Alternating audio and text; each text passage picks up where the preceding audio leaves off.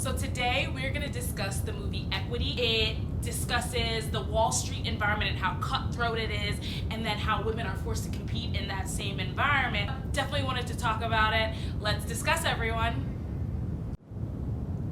Hey guys, welcome to another edition of Candy and Popcorn. I'm Candice James, and this is a safe place to talk about all things movies, all things books.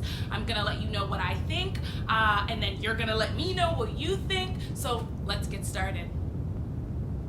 So Equity stars Anna Gunn from the one and only Breaking Bad, so you know this is going to be great. And also James Purefoy.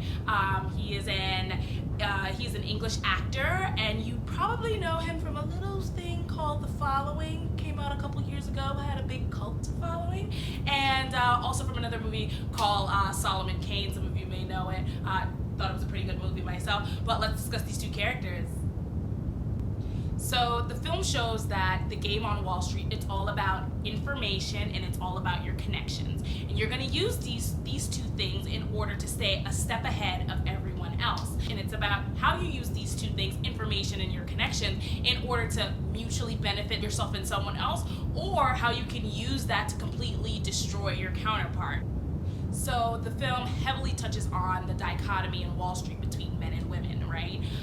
It's pretty interesting because Naomi's character is a very successful, very competent banker, right? But in order to gain the respects of both her clients and her peers, you know, she needs to be very forceful. She needs to be very direct, and she can't seem to get away from the "you rub people the wrong way." Whereas when you look at James Purefoy's character, who is also a senior leader in Wall Street, he plays a very dirty game. You know, he's gonna use you to your end, and for his benefit, and you're gonna be the one that suffers. And somehow his character comes out being, well, he played the game well. You know, he's a really charismatic character. So you see that although they need to do the same thing in order to survive on Wall Street, there's a completely different perception between the two of them.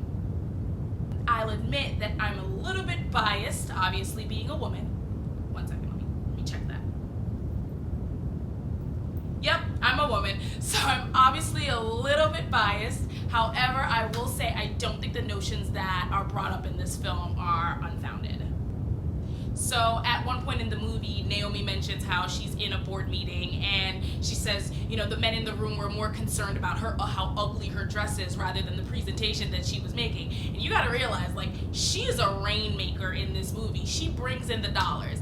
To me, that's like saying that, you know, you're drowning and there's a female lifeguard and she could come save you, but you're too worried about how ugly her makeup is. I think to that, us Harry Potter nerds would say, ridiculous! Another female character in the show worries about her pregnancy, that, you know, she feels as if it's gonna hold her career back, to the point where she keeps it a secret. She wants her promotion to come, you know, in advance of anyone knowing about her pregnancy. And you realize it is something that is considered, because Naomi herself, you know, this female character works for Naomi, you know, she asked one of her boss, well, if I happen to have gotten pregnant however many years ago, would you have vouched for me? Would I have gotten promoted? And you kind of get the picture that probably wouldn't have happened. So here's what I didn't like about the film. It's a little bit obvious. You can kind of tell where it's going. Obviously, like I said in the beginning, everyone's out for themselves. So it's pretty easy to figure out, based on the relationships at play, who's gonna betray who. So I think they maybe could have done a better job at surprising or thrilling the audience.